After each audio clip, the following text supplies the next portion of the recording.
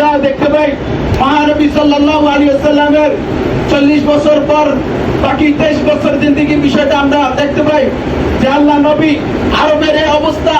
এই ভয়াবহ অবস্থা থেকে যখন আল্লাহর এই বাণী নিয়ে লা ইলাহা ইল্লাল্লাহ মুহাম্মাদুর রাসূল এই বাণী নিয়ে যখন আরবদের মাঝে মাঝে গোটা দেশের মাঝে যখন দাওয়াত দিতে চায়, মুক্তির জন্য আলোর পথ নিতে চায়, তখনই আরববাসীরা ওই আবু জাহেল, উতবা, সাইবার, বুতন, বেকুবরা আমার নবীকে এমন ভাবে কষ্ট দিত, এই কষ্টের দৃষ্টান্ত আজও কোনো জায়গায় দেখা যায় না। শুধু তাই নয়, এই পথ থেকে বাঁচার জন্য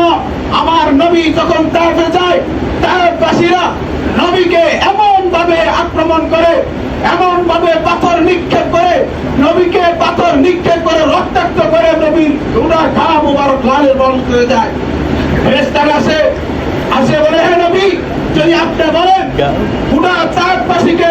এই পৃথিবীর মানচিত্র থেকে উঠে দিয়ে দেব। তখন আল্লাহ রাব্বুল আলামিন নবী বলেন,